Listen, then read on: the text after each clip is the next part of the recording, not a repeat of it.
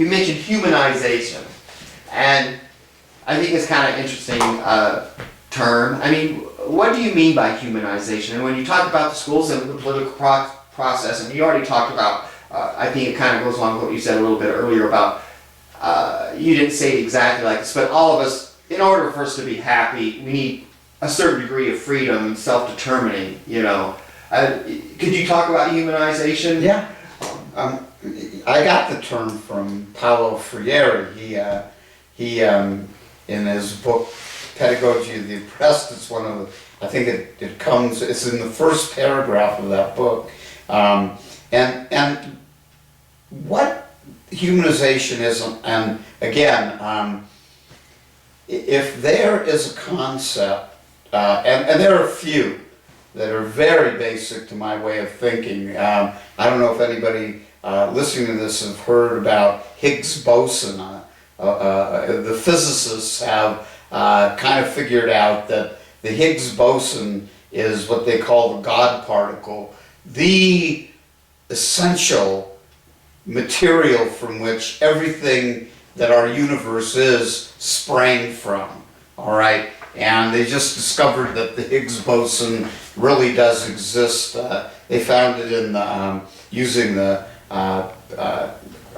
high power, whatever they call it, accelerator, high energy accelerator in CERN, Switzerland. Well, I've been looking for the Higgs boson of education, or let me put it, the Higgs boson of purpose in education, and why we should care about it.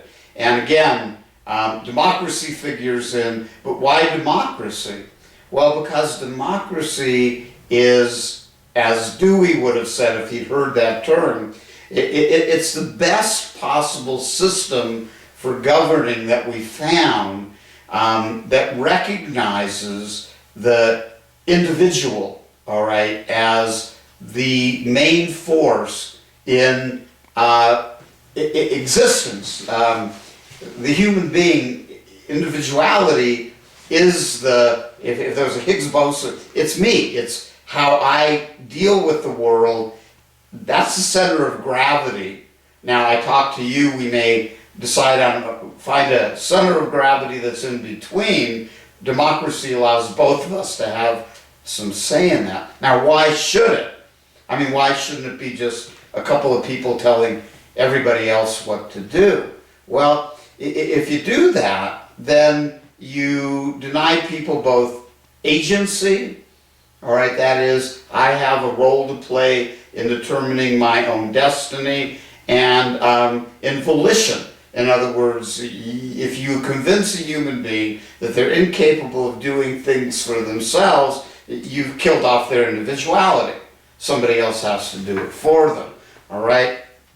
So humanization is this idea that human beings, what they strive for really in all that they do, is to become fully human, all right? To discover all that they are, all that they're capable of being, all that they're capable of doing. Now, nobody achieves full humanization, but that's the process of life. Why do you go out and eat? To live for the next day. Why do you live for the next day? To be me.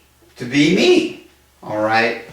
And so this humanization kind of seems to work against socialization, right? Because here's the individual, and, well, this is selfish. This is the individual. Focusing on the individual is wrong. And a lot of people will tell you that. Religion tells you that in a lot of ways, all right? God is more important than the individual, right? And everywhere you go in society, the president's more important than most individuals. The senator's more important than a person in the House of Representatives. And you got to admit that a lot of people walk around feeling like they're not very important at all. Well, no. In your life, you are very important because you're the only one who has that life. All the rest is peripheral. So humanization is that kind of realization, but it's also the realization at the same time of how powerful you are as a human being. And where does that power reside? In your mind. So my idea, and I think Freire and Dewey and others would agree with this, if people were to find that power that is their mind, their intellect, they would be pretty happy about who they are. They would be pretty happy about being human beings, and they would respect human life. We don't. Human life is cheap. I mean, you look at the number of people killed in wars, every one of them an individual. Right.